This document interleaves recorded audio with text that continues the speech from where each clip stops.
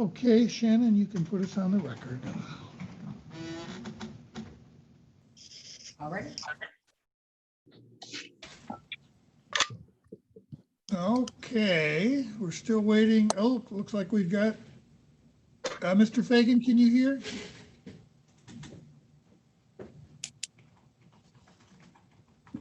Doesn't sound like it. Mr. Fagan?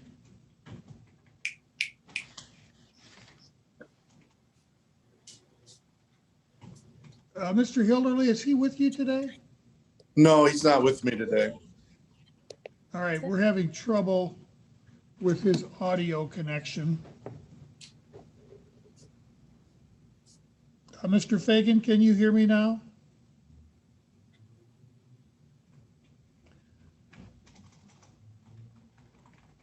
Ms. Fagan, can you hear me? Yes, I can, Judge. All right, we're having trouble with him. I may have to dial his phone. Judge, let me see. I'll try to dial his phone and see if I can talk him through it real quick.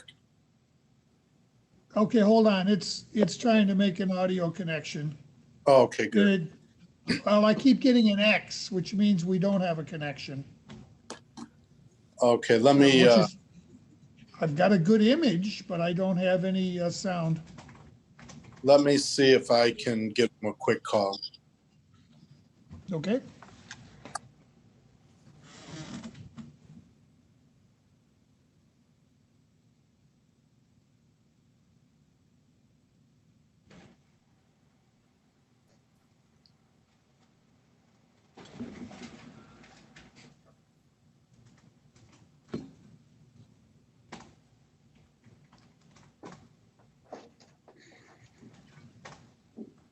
Good afternoon, everyone else.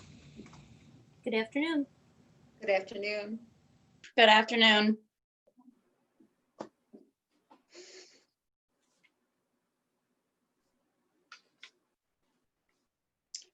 We need to get some signs that say, turn on your audio. I don't think it's a question of turning it. Oh, it looks like we're connected. Well, then he just muted himself. He did, but we'll fix that. Am I here? Mr. Fagan, you can hear me now? Yes, sir, I can. Okay, very good. All right, I guess we're ready for arguments, or is Ms. Duncan going to go before the arguments? Usually I think Anne proposed it. Usually I'm used to going last, but I'll do it however you wish, Your Honor. It really doesn't matter to me. Do the attorneys have any preference? My preference would be for her to go first, just so I can address something if need be. Either that, or I can give you both additional argument after she makes her presentation. Whichever you prefer, Judge. All right. If that was your only concern, Mr. Hilderly, I think I'll hear from the attorneys first. Then I'll hear from Ms. Duncan, and then if either one of you wish to save some argument to address whatever recommendation Ms. Duncan gives. So I guess, Mr. Hilderly, you're on. Thank you, Your Honor. Can you hear me okay? I hear you fine. So we believe that there is an established custodial environment in this case. Mr. Fagan testified during the party's marriage. He primarily took care of the kids. Miss Fagan did admit to, and Mr. Fagan detailed Miss Fagan's extramarital affairs. Obviously, those are things that are not happening at the house or around the family. She's out and about meeting other people, establishing relationships with other people, and ultimately engaging in extramarital affairs with other people. These are things happening away from the family. Mr. Fagan is home with the kids during this time period. The parties did split, and they had a period of time where they had agreed without a court order for a shared custody situation. Ms. Fagan unilaterally made a decision. She was going to keep the kids away from their father for 6 weeks. So we have a little break in that. And then now we've had, again, a shared custody relation or situation up to today's date. So at a bare minimum, there's an established custodial environment where the parties are sharing custody. I think there was a longer period of time during the marriage where my client was providing primary care for the children. So certainly we think that the court would have to find by clear and convincing evidence to change that custody situation, whether the court feels that it is shared because of the arrangement over the last, during the pendency of this current action. And we're a little bit removed now from when the parties were together. But certainly the proofs wouldn't support such a drastic change as what Ms. Fagan is asking for, to have sole legal and physical custody. That would be quite a change for these kids to do that. Certainly Mr. Fagan should have the ability to participate in the important decisions in his children's lives. And there certainly was not clear and convincing evidence to change that dramatically. Just going through the child custody factors, custody factor one being the love, affection, and other emotional ties existing between the parties involved in the children. I think this factor would be equal amongst the two parties. The children certainly seem to be bonded with each party. Each party detailed different things that they do with the children. And I think if Your Honor was able to watch the video that we provided, certainly that you saw the bond between Mr. Fagan and his children. And I know that's just a moment in time. It's just a snapshot, but it just shows kids that love and have affection for their father. Going to the Mr. Hilderly, for the record, I did get a chance to watch that video. Oh, thank you, Joe. Going to the second factor, the capacity and disposition of the parties involved to give the child love, affection, and guidance. Mr. Fagan testified that when the children were with him during the marriage, he provided primary care. During this pendency of this action, he is the person that when they're with him provides them with the care, bathing them, getting them dressed, ready in the morning, getting them ready for bed at night, preparing their meals, those types of things. And then also within this factor is the idea and subcategory discipline. I think this is where it would favor Mr. Fagan. Obviously, the children look to him for discipline. Even Mrs. Fagan is looking to him to help her with discipline. She testified that at least Corbin is misbehaving while with her. Mr. Fagan said he's not having any of those issues at all. And Ms. Fagan has actually had to reach out to Mr. Fagan to help discipline Corbin. And I hope that this is seen as a positive. It should be seen as a positive. Any suggestion that the kids are afraid of him or anything like that, to the degree that there's any fear, I don't know that that's the word I would use, but I think with younger kids, there's probably a healthy amount of fear that allows you to be able to discipline them and for them to listen to you. This could go into a much larger debate over raising children and are we doing it correctly now, and all of that, but not getting into that larger debate. I think it's healthy that he is able to discipline the children and that they obey and listen to what he says and follow the rules, and he's not having any issues at his house as far as that goes. So I think that factor would favor Mr. Fagan. The next factor, capacity disposition of the parties to provide the children with food, clothing, medical care. I think this is a strong factor in favor of Mr. Fagan. He is employed full-time. He has had the same job for almost 10 years now. He provides the insurance coverage for the children. He provides for them financially. He has the ability and he has much greater earning capacity as it stands right now. Mrs. Fagan testified that she's not employed. She's in school. I understand how that goes, but fact remains that she's unemployed, and beyond just being unemployed and in school, she's extremely dependent upon her grandmother. She lives in a house that her grandmother owns. She drives a car that her grandmother has provided. So there's a lack of financial independence, and I think this factor strongly favors Mr. Fagan.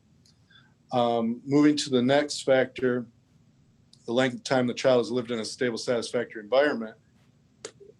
Mr. Fagan, well, the parties lived together in Jackson for most of the children's lives. That's what they're used to. That's what would maintain continuity, is for the children to continue living in Jackson. Mr. Fagan still lives in Jackson. He's lived in Jackson his whole life. Miss Fagan made a decision to move to Stockbridge. She's only been in Stockbridge a very short period of time. Again, she's living in a house that's owned by her grandmother. She indicates her plans are to stay there, but the reality is she's dating someone that lives another 45 minutes away, nearly 2 hours from Jackson. If that relationship continues to grow, is she going to move, towards him?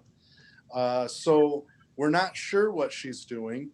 And the children grew up and have lived in Jackson. This is what they're used to. And Mr. Fagan still lives there. When the children are with him, they're still in Jackson where they've lived.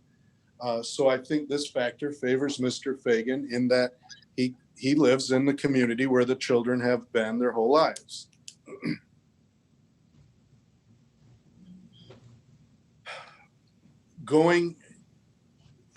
Also looking at this factor, looking at stability. Miss Fagan has tried very hard to portray herself as the one that's stable. But if we look at what's going on, it's not. She isn't the one that's stable. She's described to you 4 or 5 different jobs that she's had during the course of this short-term marriage. Mr. Fagan has worked in his job for nearly 10 years. He's lived in the same area. Now he did move his house because of the split up and everything, but he's in the same area that he's lived his whole life, has the same job. So from a stability standpoint, I think that further indicates that this factor is in favor of Mr. Fagan. The next factor, permanence of the family unit. As the order that would maintain the family unit and maintain continuity be an order that is a shared custody order. To do a order in either direction, really, that where primary custody is with one parent would be a major shakeup, would certainly disrupt the family unit as it has existed during the children's entire life. So that's a factor that I would say favors not making the drastic change suggested by Mrs. Fagan. The next factor is the moral fitness of the parties. In hearing the testimony of Mrs. Fagan, in and I know I'm a little bit late to the case, so I'm getting some of this information where I wasn't there firsthand, but in seeing messages and posts, social media posts, and hearing the testimony of Mrs. Fagan, the word that comes to my mind is disingenuous. She is trying to portray for the court somebody who is stable and responsible and, you know, is innocent in all of this. Them producing these text messages where Mr. Fagan is using profanity, the court can see that this was going both ways, and it doesn't make it right. But to suggest that Jake has issues because he's profane language or making derogatory statements, text messages, Mrs. Fagan is doing the same thing. She's using this, and the sort of suggestion that this is one-sided to me is disingenuous. The other item that sort of jumped out as being disingenuous, the idea of bringing up this fairly old incident at daycare where Corbin was injured as some sort of suggestion that Jake is taking that place isn't safe is silly. Mrs. Fagan continued to send them there. The parties were together, and then for her to bring that incident up when a far more serious incident occurred in her care or at her grandmother's house, it again, the word that kept popping in my head is just her allegation that Jake was bringing children back in a state where they weren't clean or ready for bed. And that's why she decided she was going to keep the kids from their father for 6 weeks. Again, there's nothing to support that. There's not, for all of the messages that go forth between these parties, there's not a single message that she produced where she's, Jake, you need to, to make sure you're bringing them to me ready for bed or fed or cleaned or anything like that. I don't believe for 1 second that he was bringing them in a disheveled state. The idea that she was, this testimony that, and when we're doing cases like this, you get self-serving testimony. That's the nature of these cases. But this idea that she's making attempts to facilitate a relationship with the kids, she kept the kids from him for 6 weeks. She enrolled the kids in Stockbridge schools without telling him. All of these things suggest otherwise. And certainly the infidelity would go towards the moral fitness as well. And so I do think, and I know that that they will bring up the domestic violence situation in both this factor and in the specific domestic violence factor. Mr. Fagan told you his version of those events. They differ from what Mrs. Fagan said. The case was charged, but he was never convicted. The case was dropped. Ms. Fagan did not pursue it. She was the one who picked him up from jail. They continued to live together. She certainly wasn't afraid or concerned about this incident. Up until now, we're here in front of you dealing with custody. And of course, the domestic violence is going to take front and center, and they've tried to bring that up as much as they can. But the reality is there was an allegation of domestic violence, but my client wasn't convicted of domestic violence. And we don't think that should play a role in this at all. There's no history of it. This incident that happened many, many years ago, where even in the worst case, even if in the light worst in Jake's favor, he got into a fight at a party when he was 18 or 19 years old. He detailed his version of what happened. He was attempting to defend somebody. Even if you look at it as he got into a fight at a party 10 years ago, what does that matter as it relates to this child custody case? Next category, mental and physical health of the parties.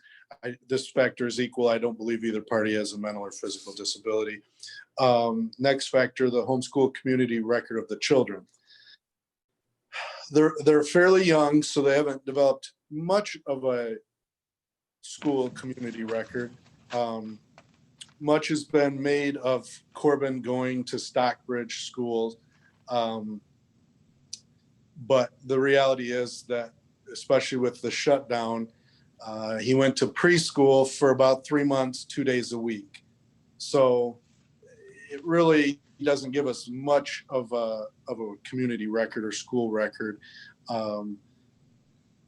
Certainly the home record, Ms. Fagan indicated she's having some behavior difficulties at her house.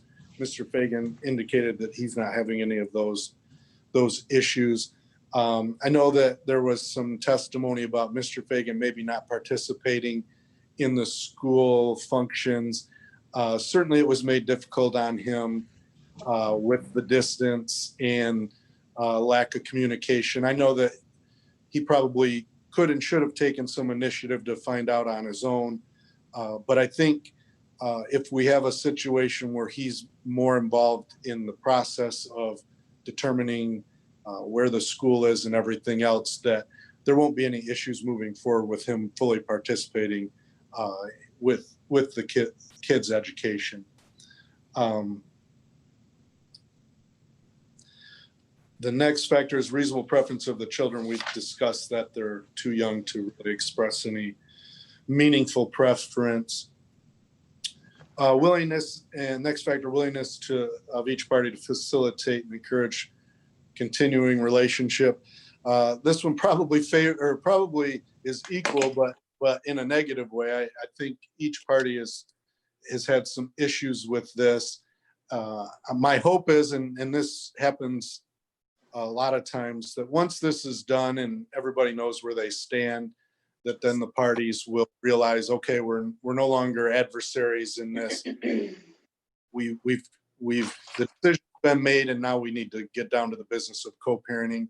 I hope for them that they can get to that point because they will have many, many opportunities to make each other's lives miserable. And hopefully they will realize that they don't want to do that. The next factor, the domestic violence issue, I've touched on that. It wasn't reported at the time. Again, she's the one who picked him up from the jail, and they continued to reside together. No conviction ever occurred. So again, I don't think that should be a consideration. And then finally, just other factors. I touched on the fact that she's involved in a relationship with somebody who lives quite a distance away. As far as the school goes, I just want to make sure that we're clear. Mr. Fagan would love for the court to find that the best interests of the children are that he would have primary physical custody. They would live with him in Jackson and attend a school nearby to where he lives. What we were proposing is, if the court was inclined to continue a joint custody situation, we were trying to find a suitable school district in the middle where the kids could go and it wouldn't be a burden for either parent. So we're not necessarily saying let's go to Grass Lake.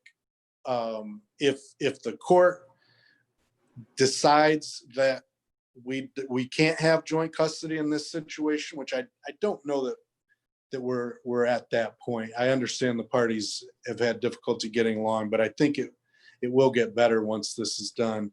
But if the court decides that we can't have joint custody, we would ask the court to find the best interests of the children to be with Mr. Fagan primarily in Jackson, where the kids have grown up, and to attend school in Jackson.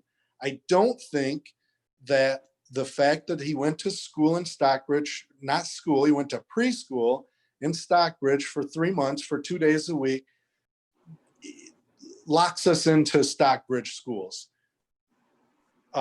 It was, I wasn't part of the discussion or argument or whatever took place for where the front of the court or the court ordered that they stay in Stockbridge.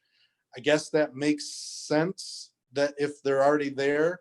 But I don't think that should handcuff your honor into saying, well, geez, he went to Stockbridge for a few months, so I guess we've got to, keep him there.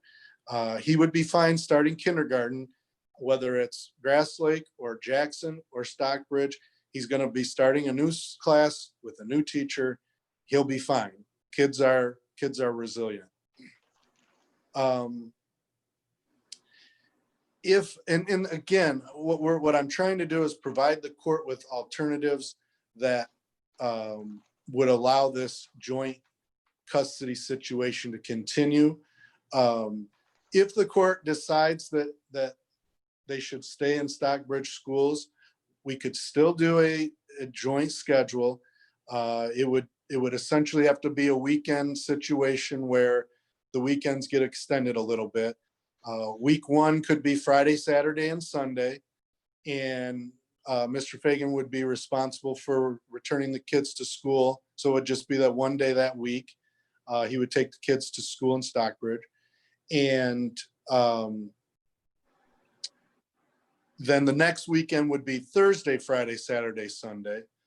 And so he would have responsibility to get them there on Friday and then that next Monday. So it wouldn't be too burdensome on the children or Mr. Fagan to do that. Conversely, it could happen the same way if the court decides that they should be in Jackson where they've grown up and attend school in Jackson, then the schedule could be reversed and Mrs. Fagan would have them for those days. It would still be a joint custody situation. It would limit, you would not have a bunch of exchanges. There would just be a one-time exchange each week. So you wouldn't have, I know that's one thing we talked about, keeping the number of exchanges lower with the distance now between the parties.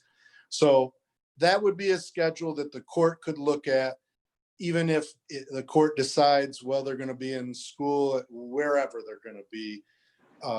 If you decide Stockbridge or Jackson, they could, you could still have a shared custody relationship.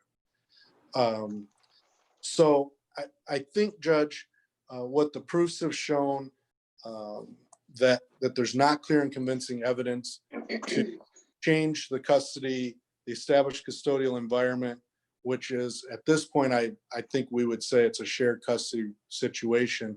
There's not clear and convincing evidence to change that.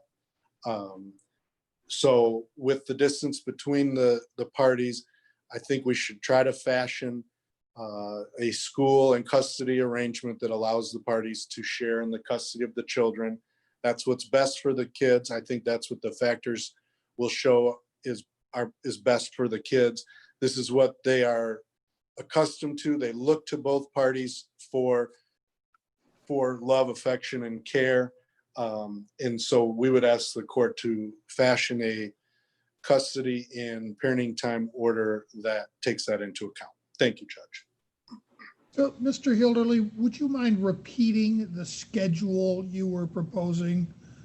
Sure, Judge. Depending on where the kids go to school? Yes. So what we would do is it would be an every other weekend situation. What we would do is just extend those weekends. And so the first weekend would be Friday, Saturday, and Sunday overnight. So then either Mr. Fagan or Mrs. Fagan would be responsible to get the kids to school on that Monday. And obviously we know that's going to be a little bit of a distance for that one day. And then the next weekend, so it would be alternating. It would be Thursday, Friday, Saturday, Sunday. So that would be 4 overnights. So every every 2 weeks you would have the 7 days. That means the children would be with the same parent every weekend? Just a question of how many days that weekend? Is that what you're saying? I didn't think that was what I was saying, but maybe I have that messed up. I was thinking we were going to do an every other weekend, but that doesn't give us shared custody, does it? Yeah, that's why I was having trouble following what you were Yeah, proposing. I apologize for that, Judge. You're correct. I was thinking that would be, but you're right. It would have to be every weekend. And that probably is not, that probably doesn't work. You haven't addressed the property issues. Oh, yes. Thank you, Judge. The city taxes, I think, are fairly straightforward. I apologize that the one was attached that predated the marriage. Certainly that wouldn't be applicable. The other two, it really is irrelevant how or why the debt exists. It wouldn't be any different than if Mrs. Fagan had her tonsils out during the marriage and there was a $2,000 bill for the medical expenses. You wouldn't say, oh, it was Mrs. Fagan's tonsils, she should have to pay it. We don't look at it like that. If it's during the marriage, it's joint marital debt. If he was, Let me ask you about, I understand that for a year where they're married most of the year, but my recollection for I think it was 2017, I'm looking at they 16. got married, 2016, they got married with only a couple months left in the year. October. So sometime in October, so 2 full months and a partial month. During preceding which he got 100% of the benefit of not having that amount withheld from his paycheck. Shouldn't there be some apportionment based upon the period of time the number of months they were married? no, I don't think so, Judge. If you think about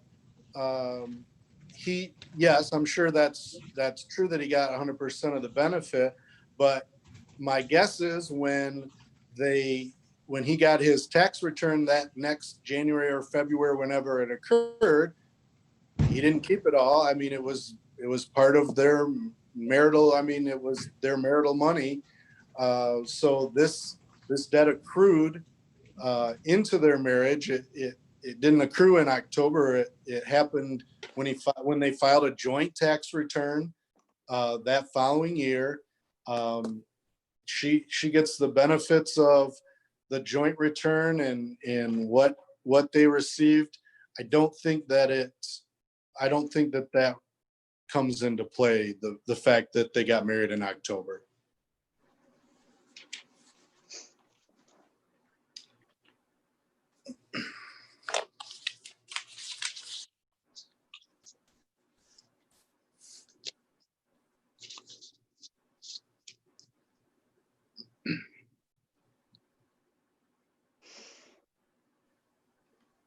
Does that conclude your argument, counsel? I didn't know. I'll move on to the next one. The consumer's bill, their indication is that she didn't live there at the time. She had moved to Stockbridge. It's nice that she was able to just pick up and leave and stick Mr. Fagan with responsibility to maintain the marital home. But the fact of the matter remains that the parties were married. He was paying and had to maintain the marital home. She made a decision to move out. But this is a marital debt. Now he did end up having to pay it in advance because he wasn't able to get consumer's service without doing that.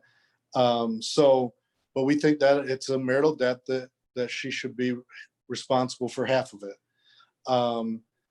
The credit union loan, she's already said she's responsible for. That's fine. And then on the medical bills, she had indicated she was in agreement that she would have to pay for 1/2 of any medical bills.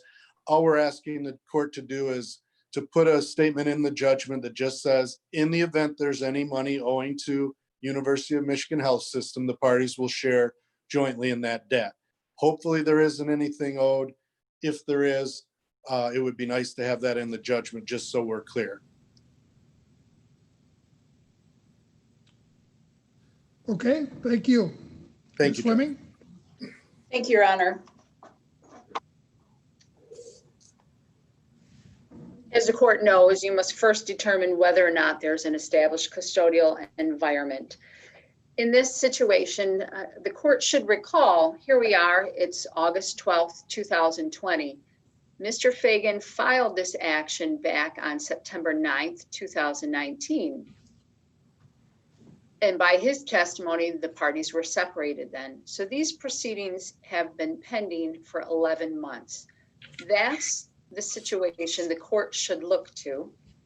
And an established custodial environment is established if a child is, if over an appreciable time, the children look to a custodian in that environment for guidance, love, discipline, the necessities of life, and parental comfort. Now, I did not hear any testimony from Mrs. Fagan that at any time that she was away from the children when she admitted to instances of infidelity during the party's separation. Rather, we heard testimony from her that spoke to her husband coming home at 10:30 in the evening after working on his mud bogging truck. She was home with these children. She also talked about how she didn't work for many times during the marriage. But during the last 11 months, the children have been with her. That environment depends on a custodial relationship of significant duration in which the child is provided with parental care, discipline, and love, and attention appropriate to that child's age and individual needs. And we're talking about an environment in a physical and in a psychological sense. It's marked by qualities of security, stability, and permanence. If anything is clear, and I'm not sure that after I heard counsel's argument that he and I were at the same trial, but what is clear to me is that if there's anything that marked the party's marriage, it was instability. I think Mrs. Fagan testified that when it was good, and when it was bad, it was toxic. Given the text messages exchanged between the parties, I think the court can find that to be true. So here, in the last 11 months, Millie and Corbin definitely have an established custodial environment with their mother. She's been in a stable in a physical and in a psychological sense. She has maintained the marital home with the children. There's no one else in her home. She provides them with love, guidance, and necessities of life. But importantly, she provides them with attention that is appropriate to their age and their individual needs. She has permanence not only in her home, but in her community, with her family and the school. And this is the community in which she's grown up. Her grandmother testified she's been there forever. And when the parties would separate, Alexis and the children came back here. This is where Jake came back. Argument out of counsel's mouth, not out of testimony from Jake. We didn't hear anything about where he grew up, that he grew up in Jackson, or anything about the Jackson community for these children. We know that they lived in a house on Horton Street, but everybody's been bouncing around. There's definitely an established custodial environment with Alexis. If the court finds that there's also an established custodial environment with Jacob, we believe that there certainly is clear and convincing evidence when you analyze the best interest factors to show that it's in the best interest of Millie and Corbin that their mother have sole physical custody. Specifically, the first factor, the love, affection, and other emotional ties between the parents and the children. Clearly, these children love both of their parents, and clearly both of them love their children. There's no argument. We would argue, though, that the father, Jacob, sees the children more like a possession. They're his pride and joy, like there's some little prizes to take around and show off when he takes them to his softball game or to his mud bogging events. But the second factor, the capacity and disposition of the parties to give the children love, affection, and guidance. This factor looks to the future. It looks to whether, as the children grow and mature, the parents are able to provide what the children need. Alexis has already demonstrated her ability to put the needs of Millie and Corbin first. She's asking that Corbin have counseling. Jacob wouldn't assist with that. She's looking to have, or she already involves Millie and Corbin in activities that Millie and Corbin enjoy. When she testified, she spoke about how they ride their bikes, how we go to the park, we ride bikes, we water the flowers. They play on their play set in the backyard. Corbin played basketball, how they like to be outside.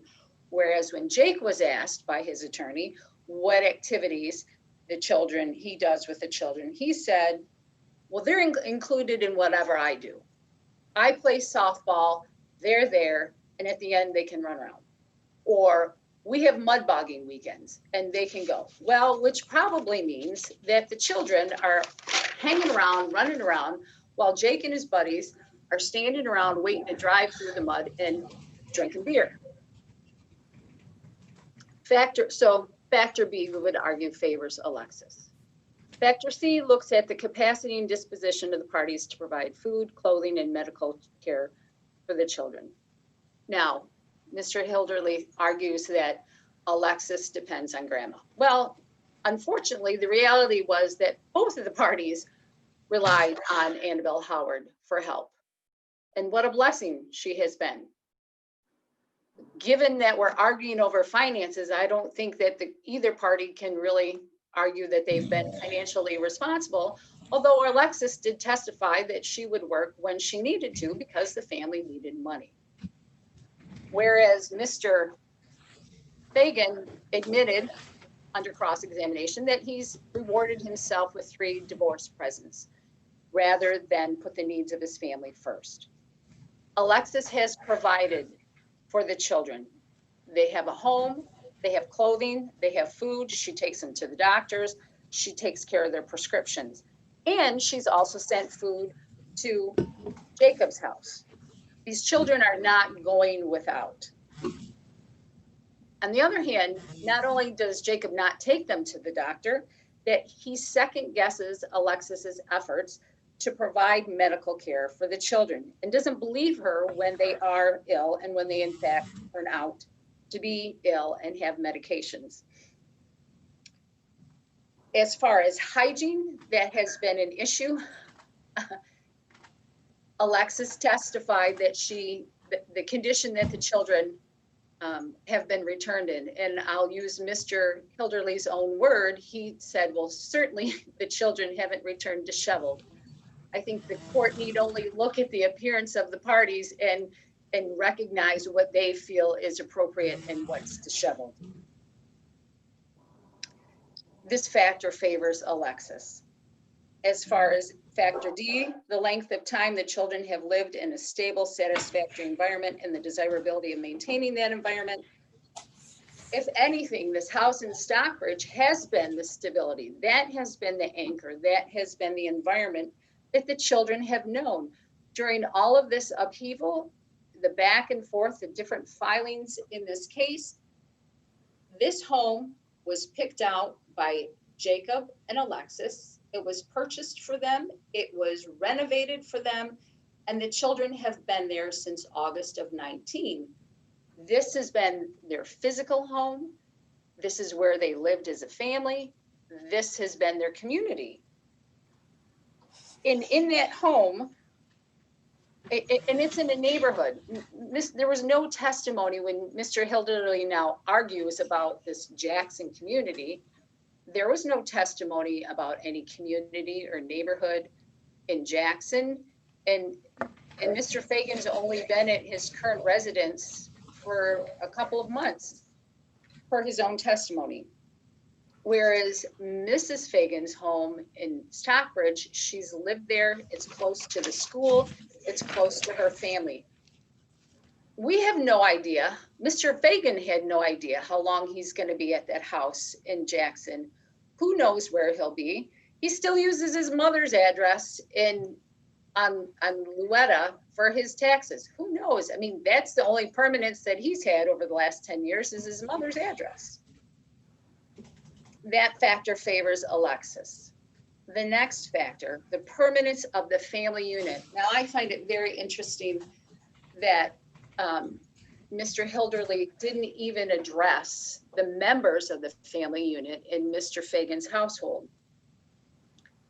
He testified that he's been in a relationship with Harmony Markham for 6 months and that she's about 6 months pregnant and that they live together. And I find it quite interesting, if she's as wonderful as he testifies, why the court never met her. Mrs. Fagan has never met her. The court's never met her. We've never had an opportunity to cross-examine her. Certainly, if she was such an asset to him, I would have hoped that he would have brought her to the court. I hope for Millie and Corbin's sake that is a relationship of permanence and stability, because certainly step-parents can be a wonderful blessing to a family. But we don't know what's going to happen there. They're having a new baby. Mrs. Fagan has testified she will encourage and support the children in welcoming their new sister. She testified she's been helping the kids pick out some baby clothes to present to their new sister when she arrives.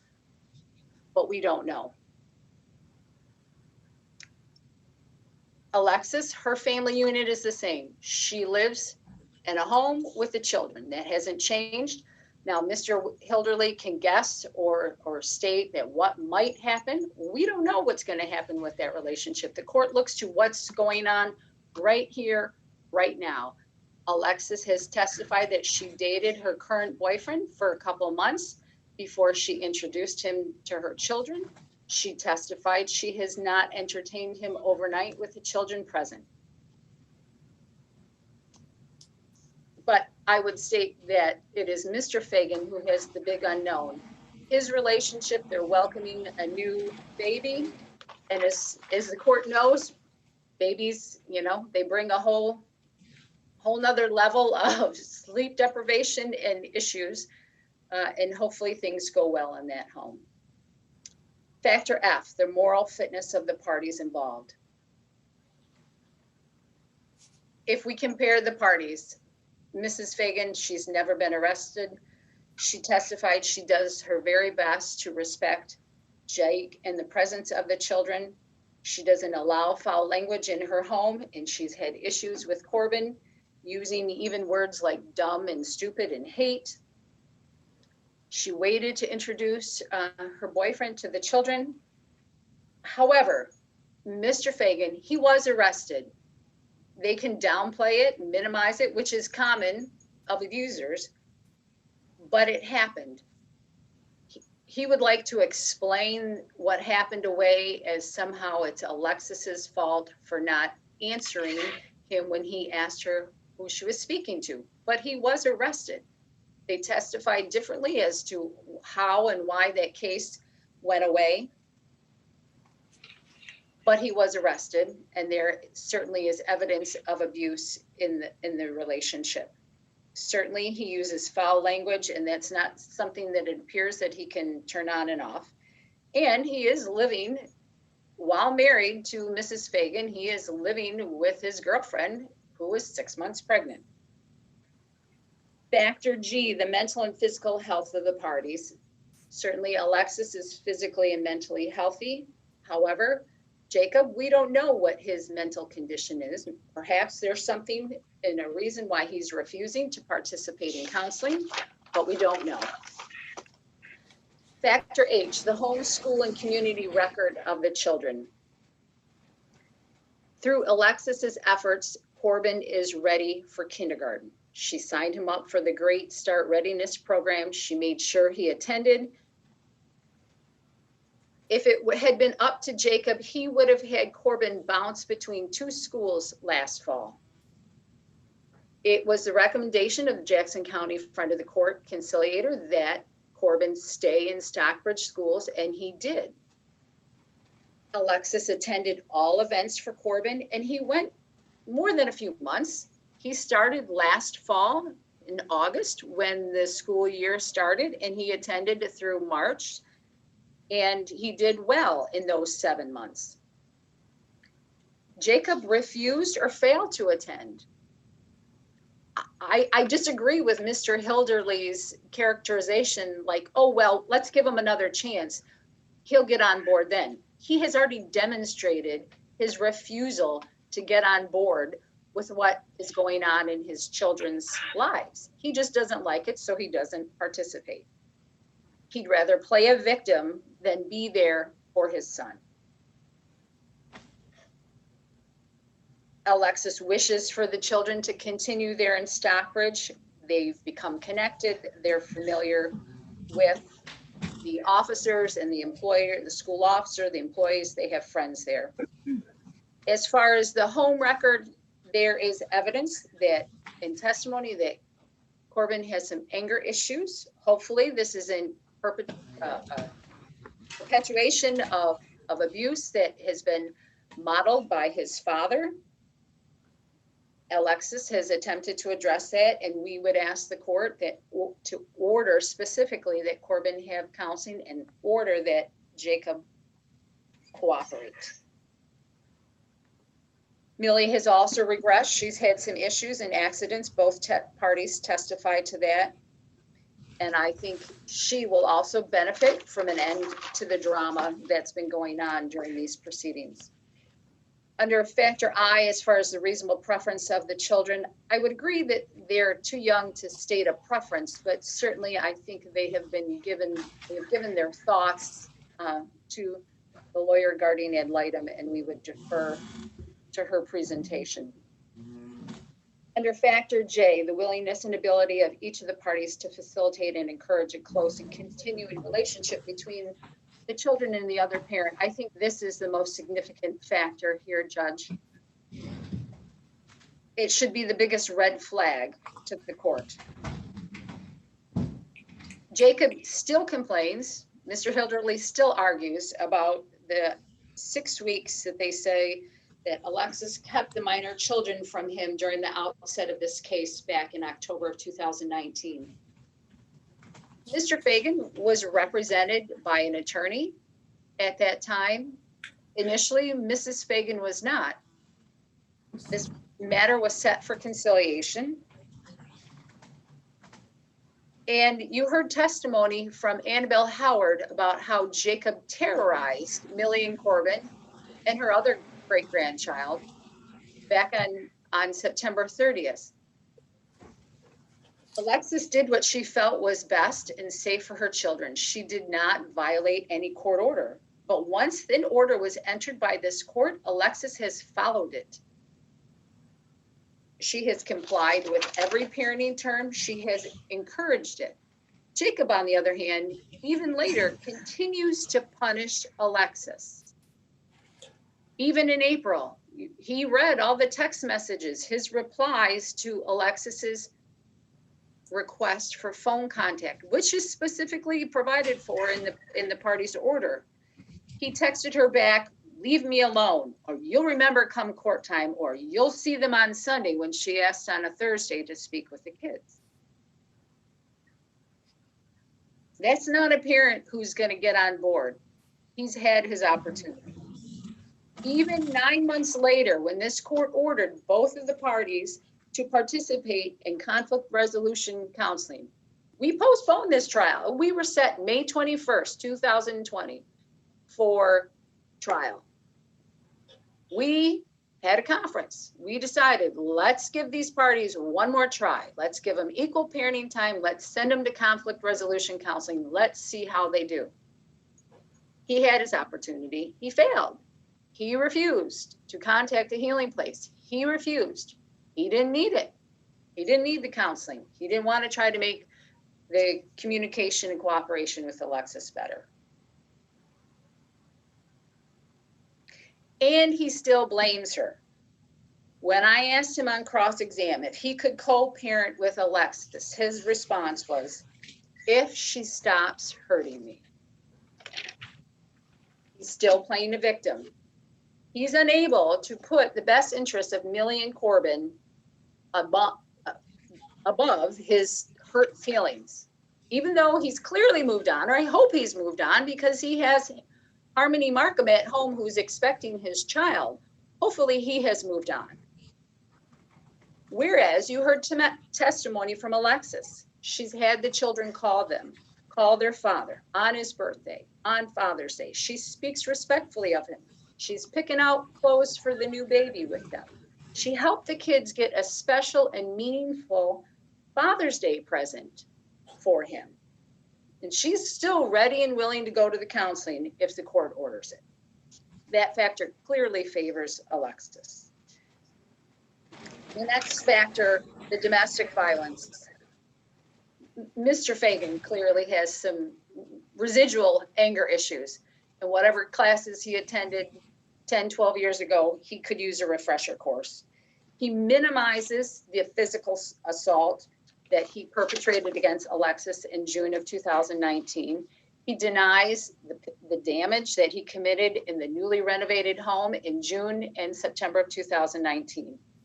And he fails to appreciate the impact of the words in his texts and in how he speaks to and about women. He referred to Alexis's friend as her little friend. The tone of his text messages, he's not turning that on and off when he's speaking to Alexis or in the front of his children.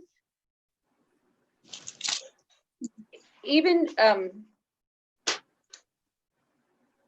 Mr. Hilderly, he talks of how Alexis didn't follow through and why these charges were dropped and how she picked up Jacob from jail. Well, I think the court is well aware of the cycle of abuse and how it is very common in abusive relationships that the victim, that it is very difficult for the victim to get out of a relationship. And that's not uncommon for even after a victim has been abused and the partner arrested for not to follow through with charges. It's difficult to leave the relationship. This relationship is over. Just because she picked him up from jail doesn't mean it didn't happen. As far as any other factor, Judge, I think what we should be thinking about Millie and Corbin, they need stability, they need permanence, they need peace. They deserve to grow up as kids in a home and in an environment free from domestic violence, free from verbal abuse. They need a parent. They can't wait for their father to grow up. I think he is, at the very least, he's immature. At worst, he's an abuser. We hear now an argument about him having sole custody and going to school in Jackson. We had no testimony as to his plan for that. It's clear, based on the analysis of all of the factors, that it's best for Alexis to be awarded sole physical custody. It's her request that the children attend Stockbridge schools. And if the court specifically orders that and orders the parties into conflict resolution counseling, I think, and Alexis has said she would agree to joint legal custody.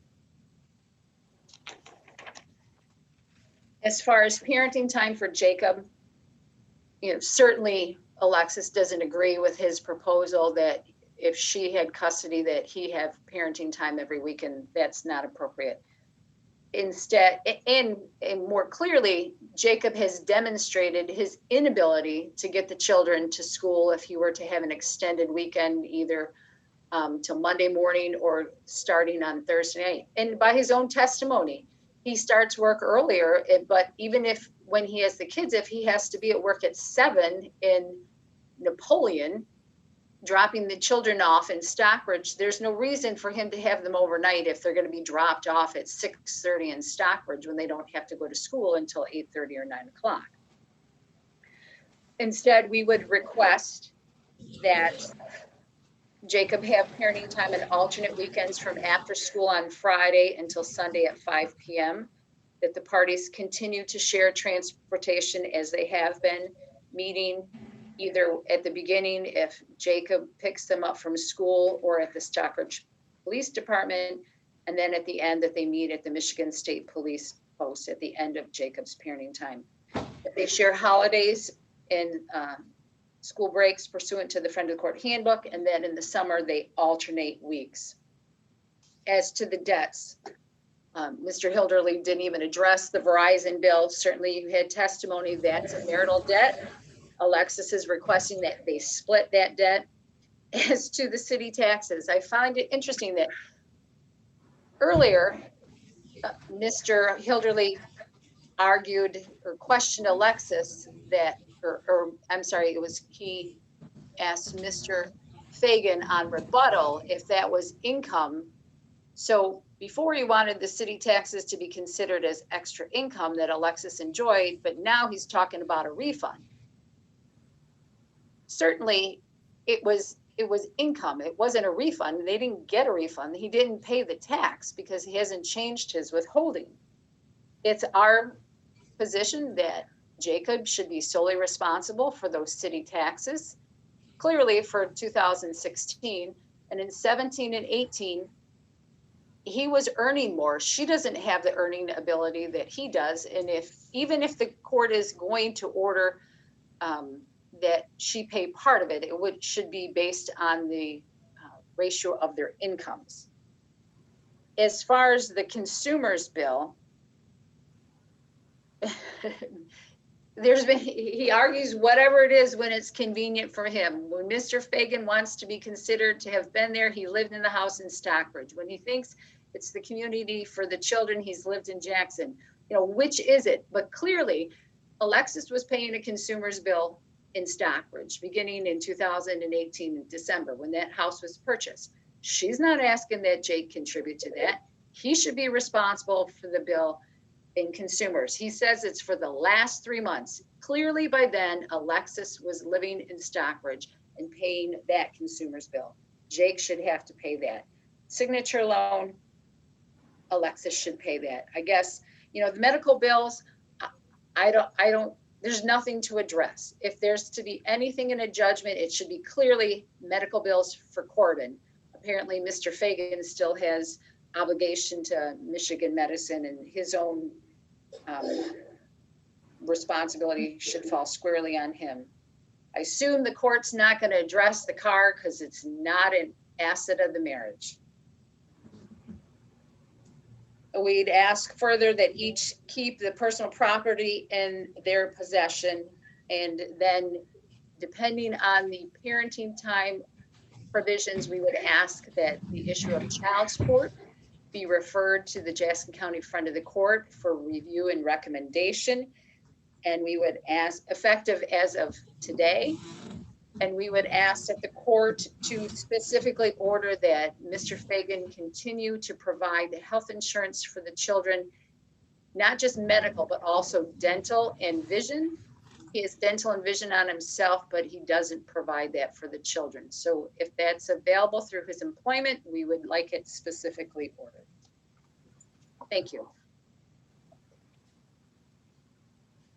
All right, I need to take a short break here, and then we'll hear from Ms. Dungan, and then I'll give both attorneys further opportunity for argument. Shannon, you can take us off the record. I'm going to leave the meeting room open. I'll be back shortly. Okay, thank you.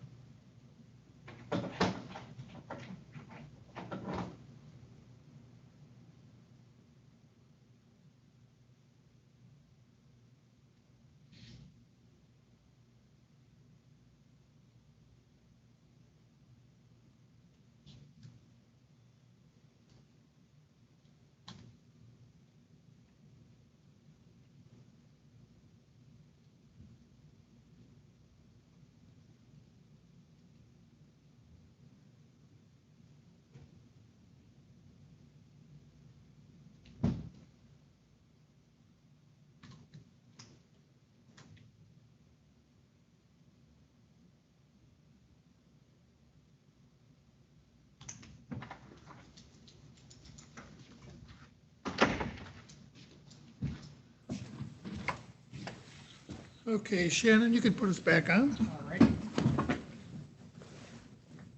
Uh-oh. We lost Ms. Dungan. There she is. Okay, Ms. Dungan. Your Thank you. turn.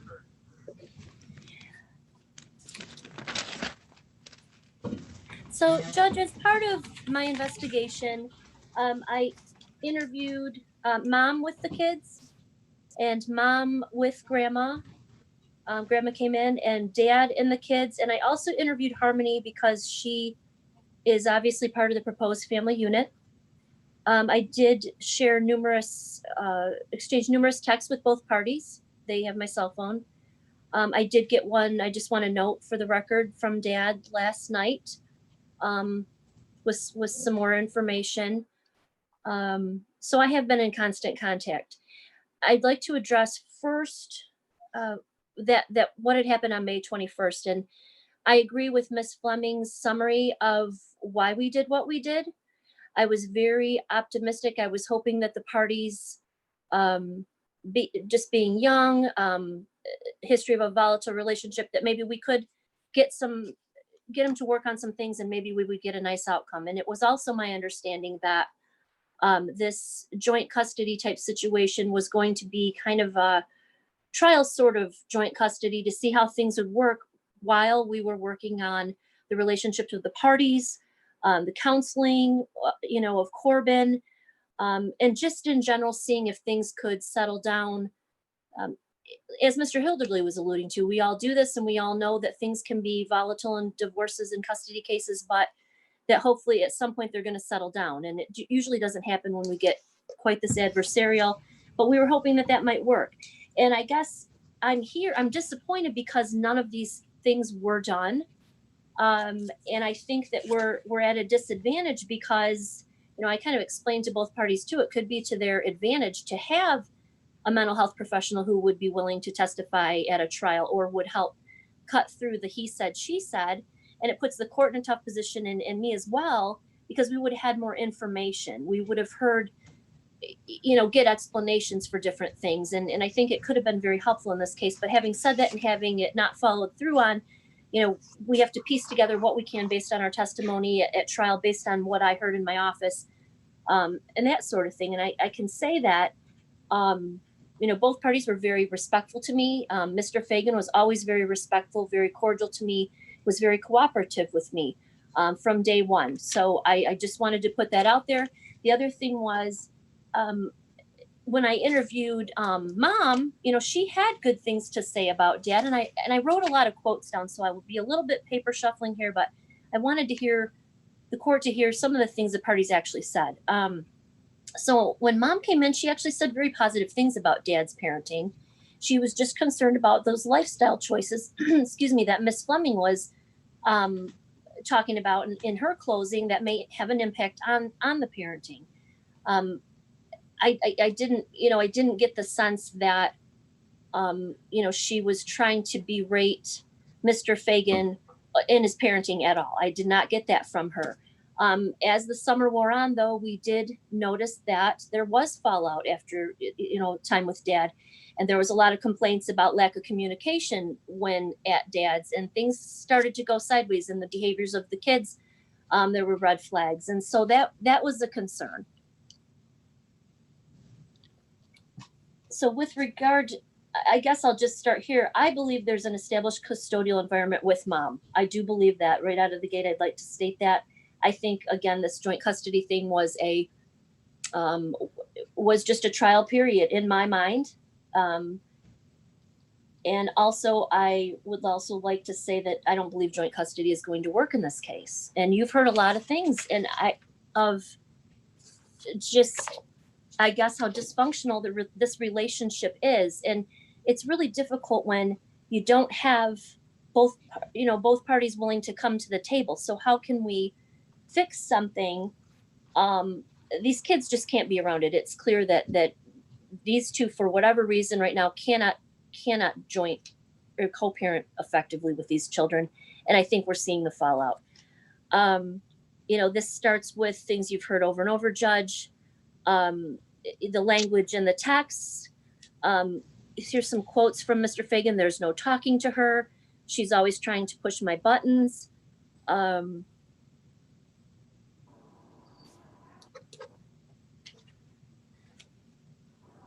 The inability to participate in counseling and saying, gosh, you know, you're going to tell a counselor too much, that fear. You're telling Shelley too much.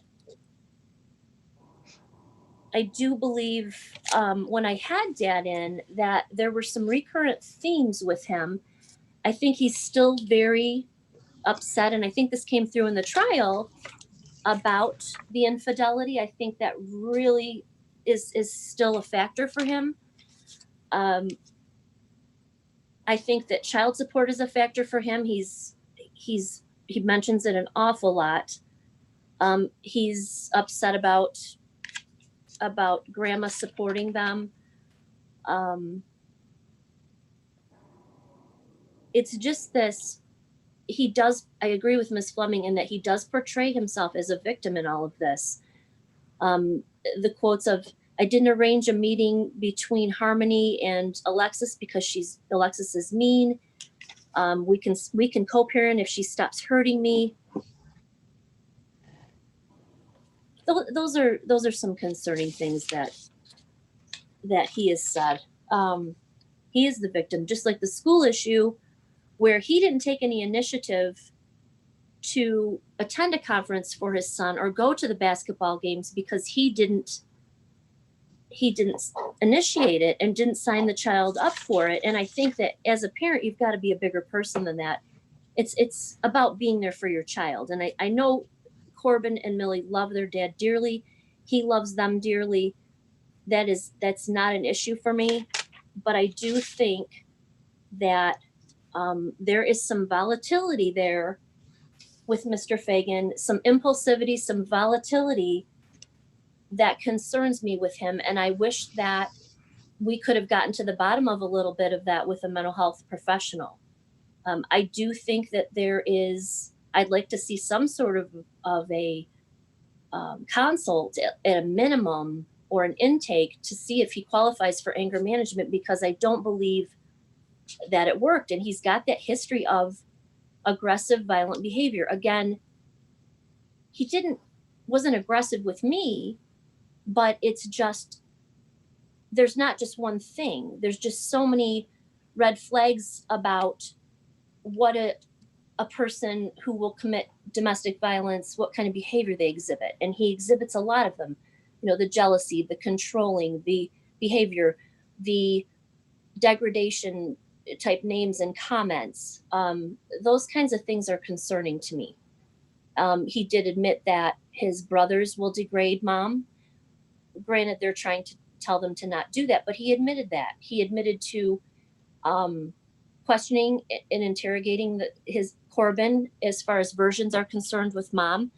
And he admitted that he probably shouldn't have done that. So there's this impulsivity that I would really like to see him be able to get counseled for and be able to control. One thing that didn't come out, as Ms. Fleming pointed out, was Harmony Markham. And I did interview her by herself. I would have put this in an investigative report, so I feel that it's appropriate for me to talk about it today. And I also did disclose what my impressions were of her to both attorneys prior to the trial. So just so you know, Judge, everybody's been put on notice, I believe, about what Harmony indicated to me. Again, I think she's part of the children's potential environment, so I thought it was very appropriate to interview her. Also, past behavior is always a good predictor of future behavior, and I just wanted to see what's the dynamic. What is that like? She was out there with the kids. The kids were very comfortable with her.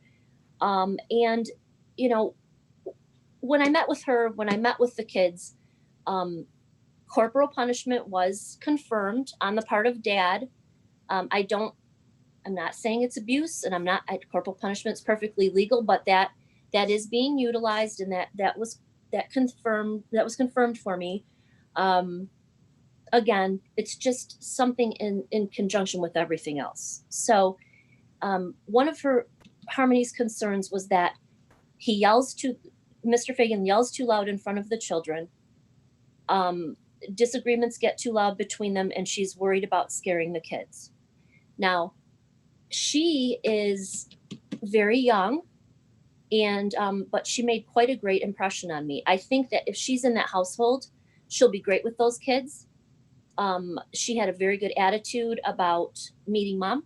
She had a very good attitude about what to do, and how to be appropriate with the kids. And especially in this situation when the kids are hurting, she recognized she was a child of divorce, and she was very cognizant of what those kids would be going through. And she would be a great support for them. So I feel really good about her. However, what I was hearing about Mr. Fagan's behavior kind of confirms all the other things I'm hearing and seeing.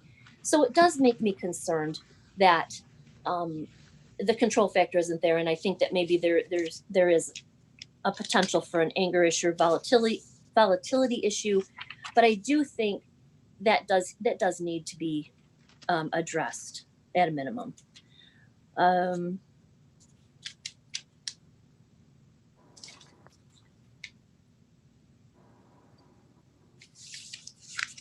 Just making sure I didn't miss anything.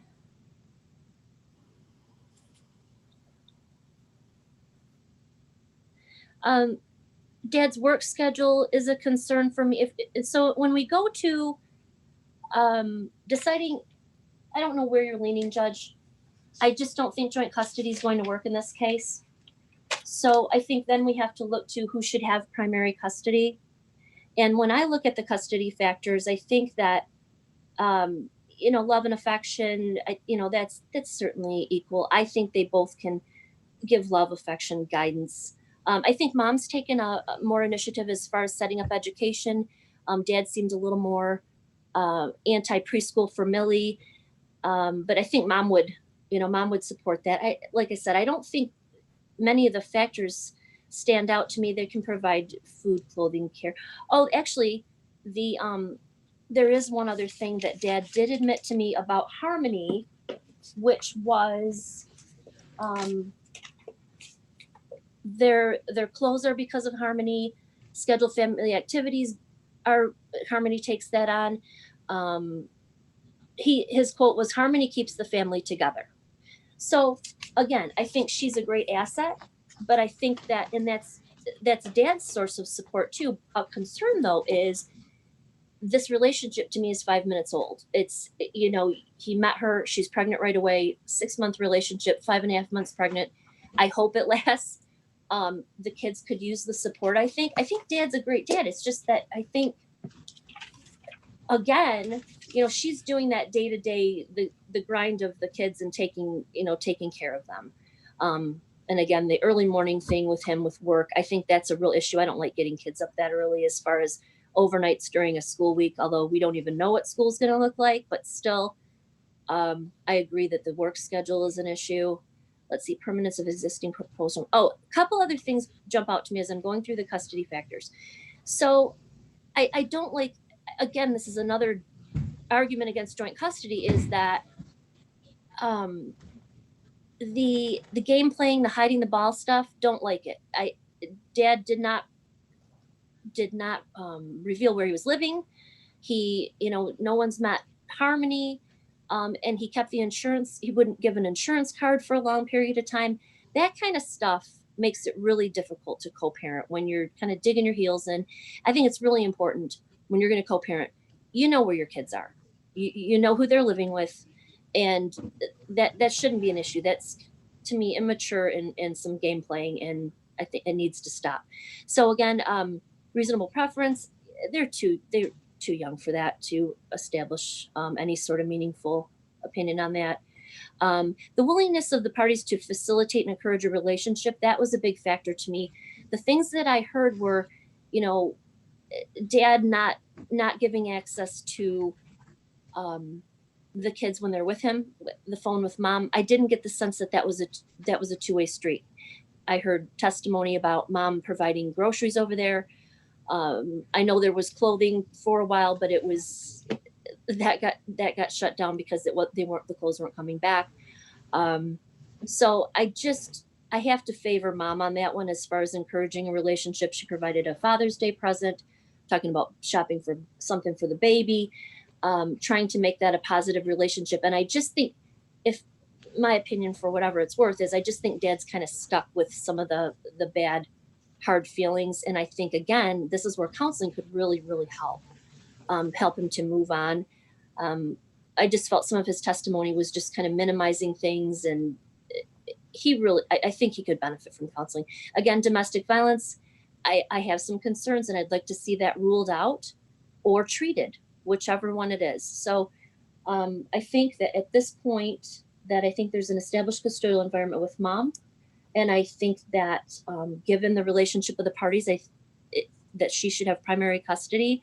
I think she has had primary custody, I think, for quite some period of time.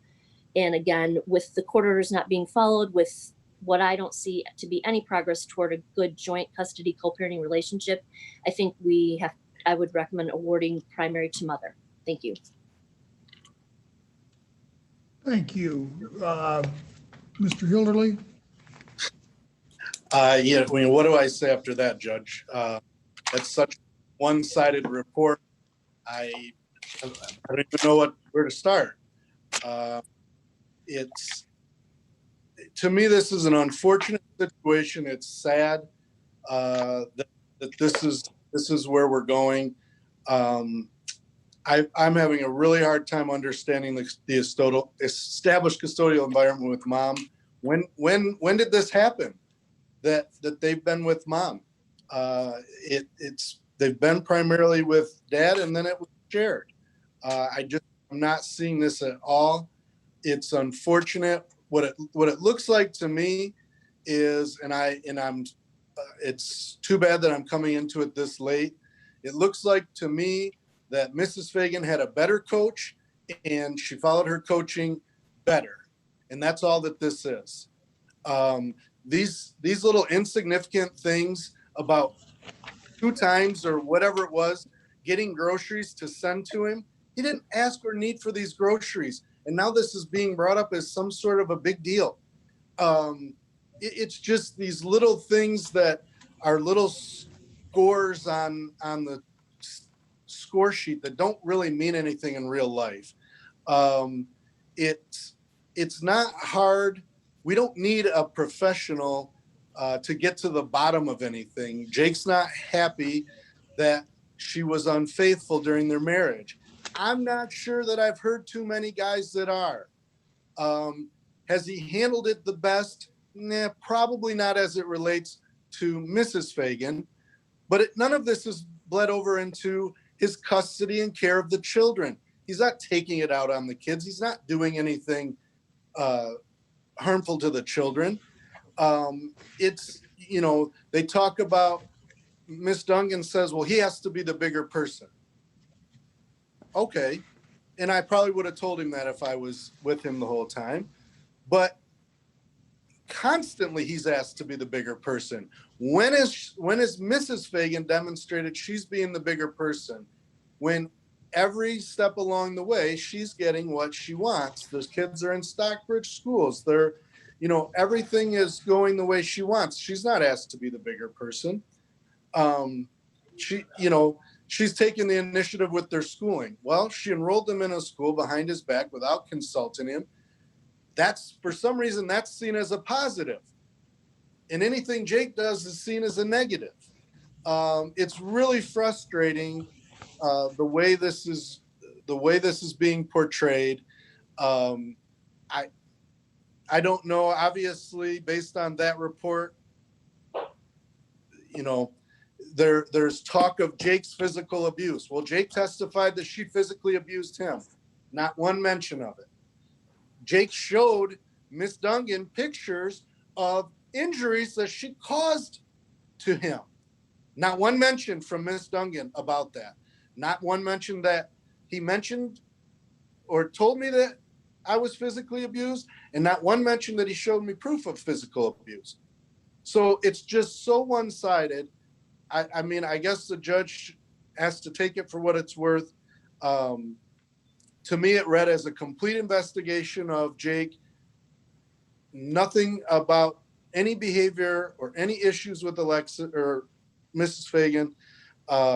So I don't think that the testimony supported any of that. Mr. Fagan has demonstrated that he is willing and able to take care of his children. He's provided care for them. All of this stuff that they're doing for show, I hope that Your Honor can see through it. Thank you. So, I guess I was under a misunderstanding as to what exactly the custody arrangement has been since the divorce was filed. And thank you, Ms. Dungan, for pointing that out. So I want to make sure I've got this correct. I have a recommended temporary order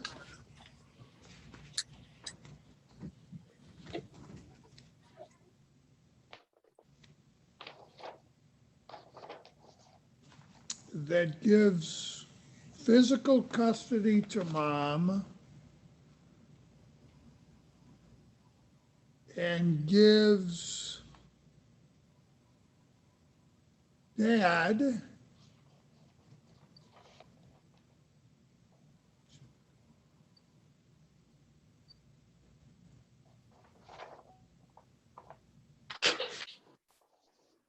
I'm not even sure what this means. It says each and every long weekend.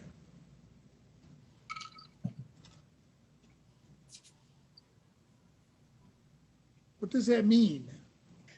So, Judge, this was prior to the order that was entered this summer. He had parenting time every weekend, Thursday to Sunday, except that Alexis had the first weekend of the month.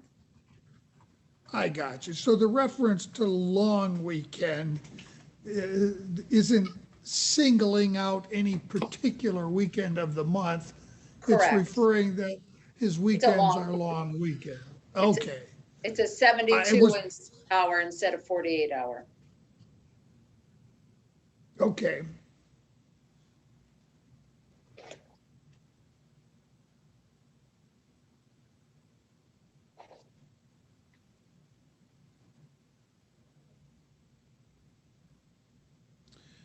And then there's a reference to the weekend for what looks like this coming school year. So that obviously doesn't come into play. Is that correct? Correct. And there was a more recent order regarding parenting time that And I was was trying entered. to find that. Sorry, it's a big file. It's an order dated June 17th. And it addresses parenting time. I don't even have that. Let me see if I can pull it up in OnBase. Okay, The last entry in the, well, let me just make sure it's not in here loose. My guess is it's downstairs in one of those little temporary folders, because I must have had the file out at the time that the order got entered. So give me just a moment to try to find it. it's dated June 17. Do you have OnBase open? I do, yeah. Can you pull up that June 17 order and print it out for me, please?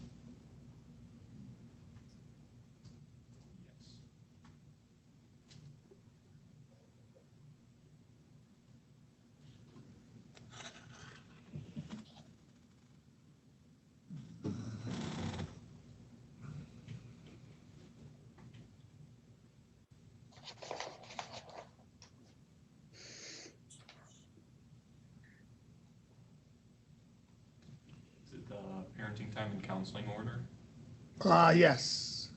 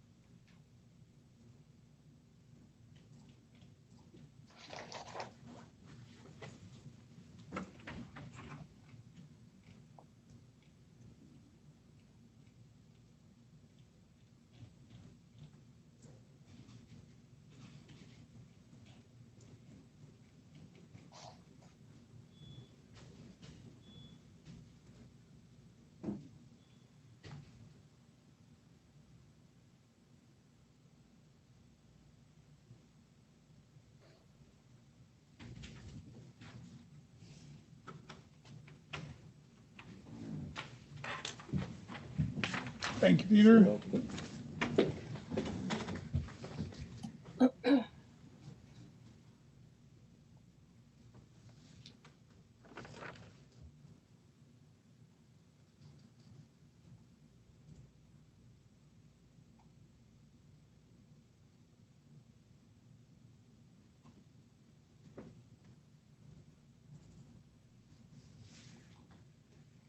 Okay, thank you. That, I'm glad I asked the question. Ms. Fleming, was there any more that you wanted to say after hearing from Ms. Duncan? Judge, I would, actually, I appreciate Ms. Dungan's assistance with this file. I feel though that I need to respond to Mr. Hilderly's characterization that what was testified to and what was gleaned by Ms. Dungan in her numerous interviews and texts and contacts with the parties and the children and the close parties to this family, that they don't mean anything in real life. Well, I would suggest that they do. And his characterization that somehow Mrs. Fagan has been coached and somehow she's been better coached, I take issue with that. And certainly professionally, I take issue with that. Mr. Fagan was represented from the day he filed this action, and he was represented up until he retained Mr. Hilderly. To somehow suggest that Mrs. Fagan's putting on an act, it's the court's job. The court can certainly assess their credibility, and you've seen them over the course of 3 days, and Mrs. Dungan has seen them over the course of a significant amount of time since she became involved in this last spring. The people don't change. They can't be coached to put on their best face. Shelley has seen them as they are, and the court has seen them and heard about them. And you've heard, you've seen, and I appreciate Ms. Dungan's recommendation, and I will leave it to the court's sound discretion. Thank you. All right. I frankly had hoped I could rule from the bench today. Given my misunderstanding of what custody orders were in place and my desire to make sure I understand that and get it right, I am going to take this under advisement. I will endeavor to get you a decision out within the next 2 weeks. Thank you all. That concludes our hearing today. Thank you, Your Honor. Thank you, Judge.